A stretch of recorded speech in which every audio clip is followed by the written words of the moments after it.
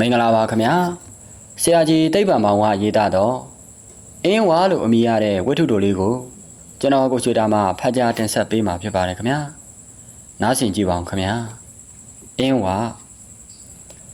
ဤနေ့ကစကိုင်းမြို့တွင်မိုးရွာသောနေ့ဖြစ်သည်အလွန်ပူပြီးနောက်ရုတ်တရက်အေး၍သွား၏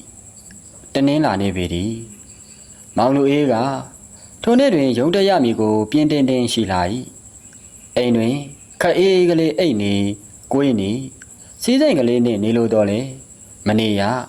ရုံသို့သွားရလေသည်ရုံရောက်သောအခါနေပိုင်ဝန်တော့ပင်ဦးတော်ကထိုနေ့ညနေအင်းဝတရားဦးသို့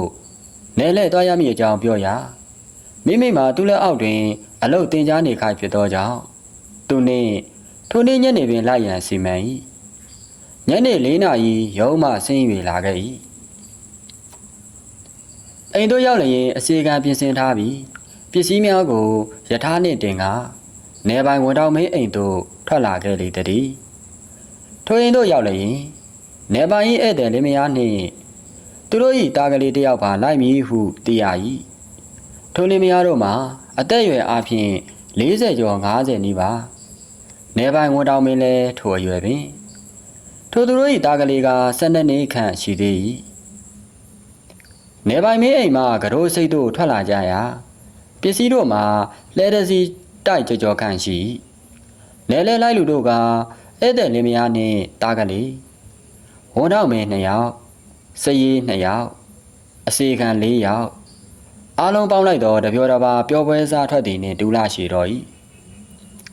9 မိနစ်ခန့်ကြာလျင်ကရိုးစိတ်တို့ရောက်၏ယထာဆက်ရနှင့်ရေဆက်မှာဂိုက်100ကျော်ဝေးกว่า၏တောင်ပြင်ကြီးကိုကြော်ဖက်၍ဆင်းရလေသည်ပစ္စည်းများကိုပိုးသူကပိုးဆွဲသူကဆွဲထမ်းသူကထမ်းရွက်သူကရွက်လက်ဆင့်ကမ်းသူကကမ်းပင်မမီအစာပျော်စရာကြီးပင်ဖြစ်၍နေလေတော့သည်မကြခင်ပြီးသွား၏ပြီးလျင်ကတိုးငတ်3သီးဖြင့်အေယာဝတီမြစ်ကိုဖျက်၍ကူးကြသည်အချိန်မှာ9 နာရီခွဲမိုးကလည်းဖွဲဖွဲမှောင်ကလည်းခတ်မောင်မောင်နေရောင်ကလည်းမရှိစကိုင်းတောင်ပေါ်တွင်ဖြူဖြူဖွေးဖွေးနေသောဇေဒီအဆူဆူတို့ကိုမျှော်၍ကြည့်ကာကြီးညိုစွာဖူးရ၏မြည်ရည်မှာစီစဉ်ခြင်းမရှိငြိမ်သက်ပြီစိတ်ကြည်နူးစရာကြီးဖြစ်၍နေသည်စကားပြောခြင်းမရှိကြထိုအချိန်ကာလထိုဌာန၏တာယာလသောအချင်းရာတို့ကိုစဉ်းစားကစိတ်ရရတာကိုခံစား၍တွားကြလေသည်မကြမီတပတ်ကန်းဖြစ်သောအင်းဝစိတ်တို့ရောက်ကြ၏ထိုနေရာကခမ်းနားခြင်းမရှိအေယာဝတီမြေကမ်းတွင်တည်ထားသောအခြားရွာကလေးများကဲ့သို့ပင်အင်းဝကောင်းစားစဉ်ကာလကမူကားစီစီကားကလူသွားလူလာပေါ်များစွာရှိပေလိမ့်မည်ထိုအခါကဘရင်မင်းမြတ်တို့တပြေလားရေလားထွက်လာကြသောဤနေရာမှာပင်ဖြစ်ပေလိမ့်မည်လေပွဲသဘင်အမျိုးမျိုးကျင်းပသည်ကိုလည်းဤနေရာပါပင်ရှူစားတော်မူကြပေလိမ့်မည်မြမလှေတက်များစေရီခင်းကျင်းသည်မှာလည်းဤနေရာပင်ဖြစ်ပေလိမ့်မည်တာယာဝတီတလိုင်းများအင်းဝါကိုအောင်မြင်ပြီးနောက်စကိုင်းဘက်သို့ကူးကရွှေဘိုခင်ဦးအစရှိသောနယ်များတွင်တစ္ဆတော်ရေတိုက်ရန်တွားမှလည်းဤနေရာပါပင်ဖြစ်ပေလိမ့်မည်ထီးနှံအဆက်ဆက်ဘရင်အဆက်ဆက်ပျက်စီးခဲ့လေပြီအေယာဝတီမြစ်ကြီးကမလုံမရှာတွားမြဲတိုင်းသာတွား၍စီးစင်းနေလေသည်အနိစ္စတရားကိုမလွန်ဆန်နိုင်ပါတကားဤသို့တွေးသောအခါမောင်လူအေးစိတ်ထဲတွင်လွမ်းရမလို့လို့ဆွေးရမလို့လို့ဖြစ်လာမိ၏ပါလာသူတို့လည်းပစ္စည်းများကိုအတီးတီးတက်တင်ပြီးကြပြီလျင်လဲဖြင့်တရဦးဘိုတဲရှိရာသို့ဆောင်ယူသွားကြလေ၏ဝန်တော်2ယောက်နှင့်ဧည့်သည်လင်မယားတို့ကခဏုံလုံးတောမြင့်ရထားပေါ်တွင်ခမားမှာတားနာစွာစီး၍သွားကြလေသည်အတန်ကြာလျင်မြို့ရိုးနှင့်ကျုံတို့ကိုမြင်ကြရ၏ကျုံတွင်သာရေမရှိဂျိုင်းကြီးကဲ့သို့ဖြစ်၍နေလေတော့သည်ရာခင်းကြီးဘဝသို့ရောက်နေရပေပြီပဲခင်ငရုတ်ခင်နန္နန်ခင်ပြောင်းမိုးခင်းတို့ဖြင့်ပြေတင်စိမ့်ဆိုလျက်ရှိ၏မြို့ရိုးကြီးမှာကရှုံအုပ်ဖုံအုပ်တို့ဖြင့်ဖုံးလွှမ်းလျက်ရှိနေ၏အော်အနိစ္စ မြင်းရထားကိုအတန်ကလေးမောင်းနှင့်မိပြန်လျင်မြို့ရိုးကိုဖြတ်ခါလူဝင်ရန်လမ်းတစ်ခုကိုမြင်ရသည်နှင့်မြင်းရထားကလေးတစ်ခုကိုလမ်းတွင်ရက်စေ၍လေးယောက်သားမြို့ရိုးကိုကျော်၍မြို့တွင်သို့ဝင်ကြည့်ကြလေသည်မြို့တွင်၌ထရွက်ကထရွက်မူတဲအိမ်ကလေးကိုးအိမ်ဆယ်အိမ်ခန့်ရှိသောရွာသိမ်းရွာငယ်ကလေးကိုတွေ့မြင်ရ၏ရွာပြင်တွင်မိန်းကလေးနှစ်ယောက်ကိုတွေ့၍နန်းတီယာဌာနကိုမေးရာရွာမခလန်းလန်းတွင်မျောစင်တစ်ခုရှိသေးကြောင်းပြောပြ၏ထိုမျောစင်ကိုကြည့်ရန်ရွာကလေးကိုဖျက်ကြ၏ခွေးတစီစီနှင့်ပြောစရာကြီးဖြစ်လေသည်ရွာတကြီးအကြောင်းကိုမေးရာရွာတကြီးမရှိတခြားရွာမှတကြီးကထိုရွာကိုအုပ်ချုပ်ကြောင်းပြောပြ၏မင်းနေပြည်တော်ကြီးမှာရွာတကြီးပင်မရှိတော့ရွာသိမ်းရွာငယ်ကလေးအရှိနေသို့ရောက်ရနေရှိပြီတကယ်အနှိမ့်စကြီးပါတကားထိုရွာကလေးအနီးနားတွင်ဖျားပြက်ကြောင်းပြက်တစောင်းပြက်တို့ကိုမြင်ရ၏ရွာစုံမှနေ၍ကြည့်လိုက်တော့မျောစင်ကြီးကိုမြင်ရလေသည်ခက်ရိုင်ရိုင်ခရီးသွားခိုက်ဖြစ်၍အနီးနားသို့မသွားပြီယထာကြည့်ရာသို့ထွက်လာခဲ့လေသည်ယထာဆိုင်ထားရာမြို့ရိုးအပြင်ဘက်တွင်တဲအိမ်ကလေး3-4အိမ်ရှိသေး၏တနခါပိန်းချရိုက်ခါထွက်၍လာချသောအပြိုကလေး2ယောက်အသက်အားဖြင့်15နှစ်16ခန့်သာရှိပေသည်ယခုကကြေတော်သူကလေးများတည်ရှေးအခါကမွေးကြပါမူကမြို့ကြီးသူများဖြစ်ကြပေလိမ့်မည်ရန်ကုန်မော်လမြိုင်ပြည်ပသိမ်တို့ဘက်မှလာကြသူတို့ကအရိုင်းအဆိုင်ကြေတော်သားတွေဟူ၍မထီလေးစားပြုလုပ်ကြမည်မှာမလွဲပင်ဘောင်းမီတို့ဗလေစာအင်းကြီးဖားဖားကိုဝေဘောပနတ်ကိုစို့အုတ်ထုတ်ကိုဆောင်လက်ကင်တုပ်ကိုဟန်ပါပါကင်ထားယထာကလေးနားတွင်ရက်တော်အင်္ဂလိပ်ရောင်ရောင်တရုတ်ရောင်ရောင်မောင်လူအေးအားပြုံးတလူလူနှင့်ကြည့်ကြ၏အရှင်းရှင်းလက်တို့ကရဲပွဲဖွဲကြ၏မောင်လူအေးကရှက်တက်တက်ဖြစ်သွားပြီလျင်အိမ်တွေကြီးကြီးထားကနေရ၏နေပိုင်းဝန်တော်မင်းနှင့်ဧည့်သည်လေးများတို့ကထိုမိန်းကလေးနှစ်ယောက်အားပဲပြုတ်ကလေးရောင်းရန်ရှိပါသလားဟုမေးမြန်းကြ၏မိန်းကလေးတို့လည်းအလိုက်သိစွာအနီးအနားတဲကလေးတွင်လာ၍မေးရှာကြ၏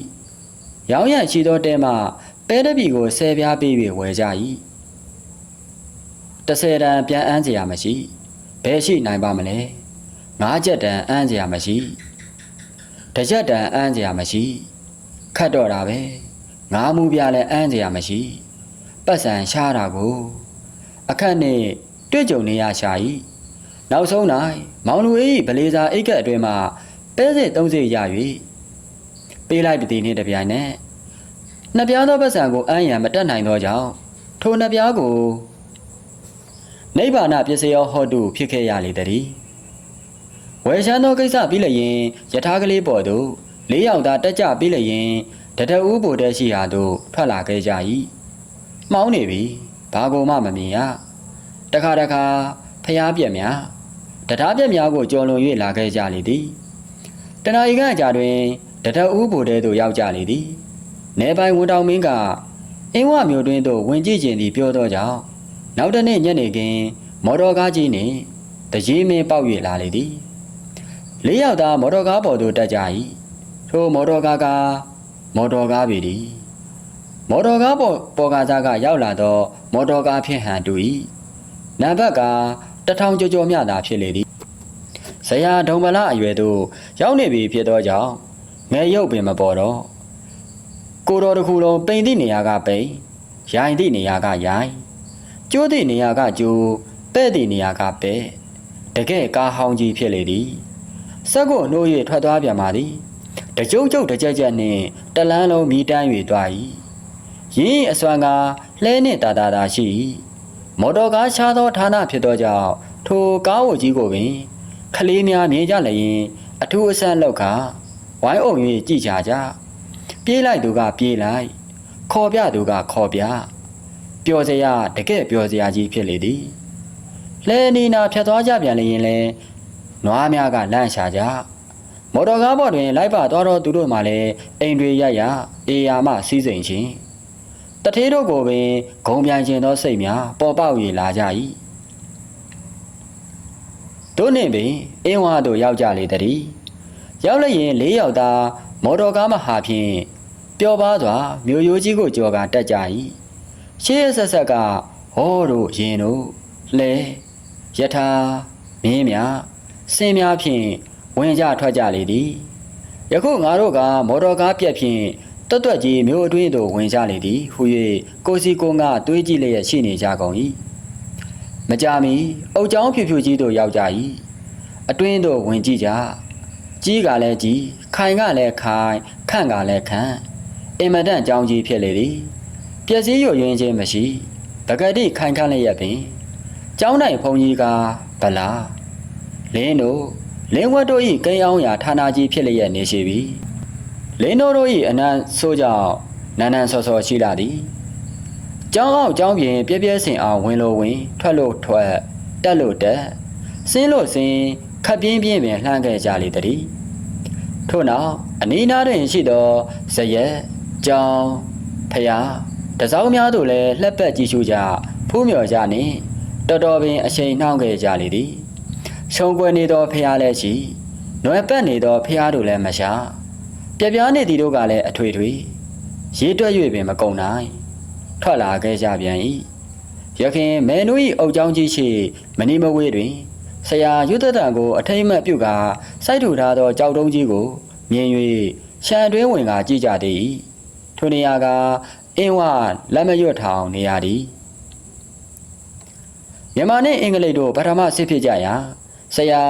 ရွတ်သက်တံအစရှိသောနိုင်ငံသားတို့အားမတင်ကား၍ထောင်အတွင်းအကျဉ်းချထားခြင်းဖြစ်၏ဆရာရွတ်သက်တံမှာတက္ကရာ1824ခုနှစ်မှ1825ခုနှစ်အထိတနှစ်တနိုင်ထိုထောင်အတွင်းနေရလေသည်ယခုကထောင်အဆောက်အဦအစားအနာကိုကမမြင်ရနေရမြေပြင်ကိုသာမြင်ရ၏ထိုခိုက်တွင်ရှေးဟောင်းဖြစ်ပျက်ပုံအကြောင်းထောင်အတွင်းအကျဉ်းချခံကြရသောသူတို့၏ဒုက္ခများအကြောင်းကိုစဉ်းစားမိသဖြင့်တရားရ၏မျောစင်ကြီးတို့ထိုနေရာမှမဝေးတော့ပြီအနှဲငယ်တွားလိုက်ရင်ရောက်တော့အံ့သို့တော်မှောင်လာပြီလဲလံအတိုင်းထွက်လာရမည်ဖြစ်၍လမ်းမမြင်ကခတ်မည်ထို့ကြောင့်ထိုနေရာမှခွာခဲ့ကြသည်လဲလံအတိုင်းထွက်လာခဲ့ကြရာလမ်းထဲတွင်မော်တော်ကားပြက်ကြမလားဟုတကြောင်ကြောင်တကြကြနှင့်ပင်လမ်းမကြီးပေါ်သို့ရောက်ရ၏ထို့နောက်အတန်ကလေးသွားမိပြန်လျင်ဘာကရအကြောင်းတိုက်သို့သွားတော့လမ်းခွဲကလေးသို့ရောက်၏လမ်းမကြီးမှမြင်၍နေရပြီဝင်ကြည့်ကျင်သောစိတ်များတဖွာဖွာပေါ်ပေါက်လာ၏မော်တော်ကားမောင်းသမားအားဘာကရအကြောင်းတိုက်ရှိရာသို့အမောင်းနှင်ခိုင်း၏လဲလန်းဖြင့်သွားရ၏လမ်းမှာလည်းဂျိုင်းချင်းထူထပ်သောကြောင်တစ်ကြောင်ဖုံအထောင်ထောင်ထူထပ်သည်ကတတန်ငကိုဟန်ကလည်းခက်ပြက်ပြက်မှုတဝက်ခန့်သွားမိလျင်ကိုတော်မြတ်မော်တော်ကားမှမသွားဘဲငင်းဆန်ကအတင်းခံနေသည်မော်တော်ကားမောင်းသမားကအနီးနီးဖုံဖုံဖြစ်အောင်စမ်းတက်တော်လေဖြုံတော်မဖြုံတုံလှုပ်ဖို့ဝေးစွာထိုအခါကျမှအပေါ်ကအတီးတီဆင်းကြပြလိုက်ရင်ခဏတစ်ပြုတ်တွန်း၍ထုတ်ကြရလေသည်ဤသို့မော်တော်ကားရင်ပြန်ကဂုံခံသည့်အတွက်ဘာကရအကြောင်းတိုင်းနှင့်နီးကပ်လျက်ဝေးခဲ့ရပါကြောင်းကဏ္ဍလောက1993ခုကစုံလာဟုတ်ကဲ့ပါခင်ဗျာခုဆက်လက်ပြီးတော့မရွေးမီလို့အမည်ရတဲ့ဝိထုတို့လေးကိုဆက်လက်၍ဖတ်ကြားတင်ဆက်ပေးကြပါမယ်ခင်ဗျာမရွေးမီတရံရောအခါဘိလက်ရွှေမြို့တော်ကြီး၌မြမပြည်မျက်နှာစုံကြီးအစည်းအဝေးကြီးကိုကျင်းပလေသည်တိုင်းပြည်ခေါင်းဆောင်ဟူ၍အခေါ်ခံကြရသောသူတို့ကိုဖဲ့၏တွားလိုက်ကြသည်မှာတပြောတပါအားရစရာကြီးဖြစ်လေသည်အစိုးရငွေနှင့်အင်္ဂလန်ပြည်သို့တွားရသည်ကိုမြေသူသဘောမကျဘဲနေအံ့နီထိုမျက်နှာစုံကြီးအစည်းအဝေး၌တိုင်းရေးပြည်ရဲ့အကြောင်းအရာများကိုဆွေးနွေးကြလေသည်မြန်မာပြည်ကိုအိန္ဒိယပြည်မှခွဲထုတ်ရန်အိန္ဒိယပြည်နှင့်တွဲထားရန်တို့ကိုလည်းတိုင်ပင်ကြလေသည်နောက်ဆုံး၌အင်္ဂလိပ်နိုင်ရင်ဝန်အမတ်ကြီးကခွဲရေးတွဲရေးဆိုသည်မှာခေါင်းဆောင်တို့၏အရာမဟုတ်တိုင်းသူပြည်သားတို့၏အရာသာဖြစ်သည်ဟု၍ထုတ်ပြန်ကြေညာခြင်းကိုပြု၏ခေါင်းဆောင်အပေါင်းတို့လည်းမြန်မာပြည်သို့ခတ်တုတ်တုတ်ပြန်၍ကြွလာကြကုန်၏သူတို့တွေမြန်မာပြည်သို့ပြန်ရောက်သည့်နေ့မှအစပြု၍ခွဲရေးတွဲရေးစခန်းထလေတော့သည်တရင်စာမဂ္ဂဇင်းတို့တွင်ခွဲရေးတွဲရေးအကြောင်းများမပါလျင်မပြီးတော့ပြီညီးလောက်အောင်ပင်ရေးသားကြလေသည်ခွဲရေးတရားဟောဆရာတွေလည်းမနှဲပြီတွဲရေးတရားဟောသောဆရာတွေလည်းအနန္တ ကြံကြစီကြပလီကြကုန်၏22ဦးခေါင်းဆောင်ဥပပင်နှင့်ဦးစောတို့ကခွဲရည်တရားကိုဟောလိုက်ကြသည်မှာမြို့တကရွာတကနှံ့လေတော့သည်ဒေါက်တာဗမော်နှင့်ဒေါက်တာကျော်မြင့်တို့ကတဆင်ထောင်ပြီးလည်းရင်တွဲရည်တရားကိုဟောကြပြန်၏ထိုတွဲရည်ဘက်မှာပင်နှစ်သင်းကွဲပြားပြီးလည်းရင်ဦးရက်လိုင်နှင့်ဦးပေါ့ထုံးတို့ကတဆင်ထောင်ကြပြန်လေသည်ခွဲရည်ဘက်မှာလည်းစာကြည်အေတို့ကတသင်းထောင်ကြပြန်၏တို့နှင့်တွဲရည်ကနှစ်သင်းခွဲရည်ကနှစ်သင်းအသင်းကြီးလေးသင်းပေါ်၍လာလေသည်တောင်တွင်းကြီးမလိုများပေပင်လေးပင်ပေါက်လေရော့သလားမပြောတတ်ပေစုံစမ်းရန်တင့်၏ကံဒရာရကွဲရသည်လည်းတူ၏ငှက်တွင်တုဒ္ဓမှာကွဲကြသည်နဲ့လည်းတူကြလေသည်ခွဲရည်တွဲရည်အကြောင်းဟောလိုက်ပြောလိုက်ကြရသည်မှာတတော်တော်နှင့်နေတော့သည်ထိုတွဲရည်ခွဲရည်တရားပွဲစကားပွဲတို့မှာရှေးဥစွာမျိုးများတွင်ခက်စား၏နောက်တောသို့ရောက်ရလေသည်တလနှစ်လအတွင်းတနိုင်ငံလုံးပြန့်နှံ့၍တွားလေသည်အခွဲသမားကလည်းအခွဲကောင်းကြောင်းအတွဲသမားကလည်းအတွဲကောင်းကြောင်းဟောကြကုန်၏မြည်သည်ကိုယုံရမည်မသိတောသူတောင်သားတို့၏နားတွင်ဝါတာတာဖြစ်နေသည်အခွဲသမားတို့၏စကားကိုကြားရပြန်လျင်အခွဲကပင်ကောင်းတို့နို့အတွဲသမားတို့၏စကားကိုကြားလိုက်ရပြန်လျင်အတွဲကပင်ကောင်းတို့နို့ထို့သောတနိုးနိုးတို့နှင့်ပင်ရက်တွေလတွေအတော်ကြာညောင်း၍လာခဲ့၏ရတဲ့ရွာတဲ့တွင်ခွဲရည်တွဲရည်အကြောင်းအငင်းကုန်ဖြစ်ကြသည်မှာလည်းစူညာရည်ပင်နေတော့သည်ကံနှင့်ဒရာရအငင်းကုန်ဖြစ်ကြတုန်းကလိုကဘာစစ်ကြီးအတွင်းကအင်္ဂလိပ်နိုင်မည်ဂျာမန်နိုင်မည်စသဖြင့်ငင်းကြသလိုခွဲရည်တွဲရည်အငင်းပွဲများတွင်ရန်မင်ဖြစ်ကြလေသည်အဖေကတွဲရည်သားကခွဲရည်အမေကခွဲရည်သမီးကတွဲရည်အိမ်တွင်းမှပင်အငင်းမဆဲပြီကံဒရာရအငင်းခုန်သည်ယဟန်တော်များမှစားလိုက်ရာလူဝိကြောင်များသို့နှံ့၍တွားလေ၏ခွဲရည်တွဲရည်မှာလူဝိကြောင်များမှစားလိုက်ရာယဟန်တော်များသို့ရောက်၍တွားလေသည်ခွဲရည်တွဲရည်စစ်ပွဲများတွင်ယဟန်တော်များဝင်၍ဆင်နွှဲလိုက်သည်နှင့်တပြိုင်နက်ထိုရင်းမှာရှေးကားထက်ပင်ကြီးကျယ်၍လာလေသည်ရှေးကားထက်ပင်ရှုပ်ထွေး၍လာလေသည်ကျောင်းတကာနှင့်ဖုန်ကြီးနှင့်ကျောင်းတကာများစွာအငင်းပွားကြလေသည်တောင်တလုတ်ရွာဖုံးတော်ကြီးဦးခန္ဓာမာကတွဲရည်သူ၏ကျောင်းတကာဦးလူလှကခွဲရည်ကိုအတီးတီးကြိုက်ကြကုန်၏ဦးလူလှကဖုံးတော်ကြီးဦးခန္ဓာမာအားကျောင်းပေါ်မှနှင်ချ၏ဗလီကျောင်းမှာကျောင်းသားထိုင်ရှိဟုဆိုလေသည်ဖုံးတော်ကြီးဦးခန္ဓာမာကဦးလူလှအားတပိတ်မှောက်လေတော့၏တောင်တလုတ်ရွာသားများကအနေကျက်လာ၏အချို့ကဖုံးကြီးဘက်ကဝင်အချို့ကကျောင်းတကာနှင့်တွဲခွဲရည်ဖုံးကြီးများအားတွဲရည်သမားတို့ကဆုံးမလောက်တွဲရည်ဖုံးကြီးများအားခွဲရည်သမားတို့ကမလှူအလွန်စိတ်ပြည့်စရာကောင်းသည့်အရေးကြီးဖြစ်ပေသည်လက်သမားဆရာဦးအောင်လှကအိမ်ဆောင်ရင်ခွဲရည်တရားကိုဟောလေသည်အိမ်ရှင်ဒေါ်ငိမ့်မယ်ကမကြိုက်သောကြောင့်တွဲရည်ကောင်းကြောင်ပြောပြန်လေ၏ဦးအောင်လှကကလားနှင့်တွဲလျင်မြန်မာမိန်းမတွေအားလုံးကလားမယားတွေဖြစ်ကုန်မည်ဟုဟော၏မြန်မာမိန်းမတွေကကလားကိုယူမှကလားမယားဖြစ်လိမ့်မည်ဟုဒေါ်ငိမ့်မယ်ကပြန်၍ရှေလေသည်မော်တော်ဘုတ်မောင်သမားမောင်မင်းဟန်ကမြန်မာပြည်ကိုအိန္ဒိယနှင့်တွဲထားလိုက်ရင်ကလားတွေအများအပြားမြန်မာပြည်သို့လာသောကြောင့်မြန်မာများအလုံးလက်မဲ့ဖြစ်မည်ဟုပြော၏မော်တော်ဘုတ်ပေါ်တွင်စီးကလိုက်ပါလာသူမောင်တာလူကမြန်မာပြည်ကိုအိန္ဒိယပြည်မှခွဲထုတ်လိုက်လျင်အင်္ဂလိပ်တွေတင်မောကြီးများနှင့်လာကြသောကြောင့်မြန်မာပြည်ယခုထက်စိုးမည်ဟုပြောလေသည်မောင်မင်းဟန်ကတဟားဟားဟု၍ရီမောကမော်တော်ဘုတ်ကိုရက်ပေးလိုက်ရင်မောင်တာလူကိုနှင်ရှာ၏မောင်တာလူကလည်းမစင်လမ်းခုလက်မှာမစင်နိုင်ဟုဆိုကထိုင်နေလေသည်ပတ်စံလည်းပေးပြီးပြီတခြားလူများကတောင်းပန်ကြရကုန်၏ဦးပန်တိနှင့်ဦးဖိုးမောင်တို့သည်အေယာဝတီတင်းမောပေါ်တွင်ခွဲရည်တွဲရည်ငင်းကုန်ကြရာကခိုက်ရန်ဖြစ်ပွားကြ၏ထောင်းမီကြိတ်မီလောက်ကြ၏ဥပန်တိကတင်းပိုင်ကိုမ၏ဥဖိုးမောင်ကကထောင်းကြိုက်လေသည်ဥပန်တိလက်ထဲတွင်ဝါတောင်မွေးတစ်ချောင်းကိုကင်ထား၏ဥမောင်၏လက်ထဲတွင်ကဘီလက်ရည်ပလင်းများကိုမြင်ရလေသည်တတင်မော်လုံးဆူဆူညံ့ညံ့ဖြစ်ကုန်တော့၏ယူနီဗာစီတီမြာတန်းကြီးတို့၏အငိမ်ပွဲတွင်ဓာတ်ဆန်နှင့်ဥပေဒါကြီးတို့၏ခွဲရည်တွဲရည်ငင်းခုန်ကြပြန်၏ ခွ ခွဲရည်တွဲရည်အကြောင်းပြက်လုံးထိုးကြ၏တယုံယုံနှင့်ဖြစ်နေသည်တဟားဟားနှင့်ဖြစ်နေလေတော့သည်မောင်တာဟန်၏ဇပွဲတွင်တွဲရည်အကြောင်းပြက်လုံးထိုးမိသောကြောင့်အုပ်ပိုင်းသုံးပိုင်းကြာ၍ပွဲပြက်သွားလေသည်ငစိမ့်တဲ့မဇ္ဇဤသည်ဟင်းရွက်တဲ့ဒေါ်ဥအားပါနာရိုက်သည်ကိုမြင်ရ၍တရွာလုံးကဝိုင်းဖြင်ကြလေသည်အဖေကြောင့်ပါနာရိုက်ပါသည်ဟုတကြီးမင်းကမေးသောအခါခွဲရည်တွဲရည်ငင်းခုန်ကြရာကဖြစ်ကြောင်းပြောကြ၏မတ်တာဤဒဏ်ငွေ3ချက်အတက်ခံလိုက်ရ၏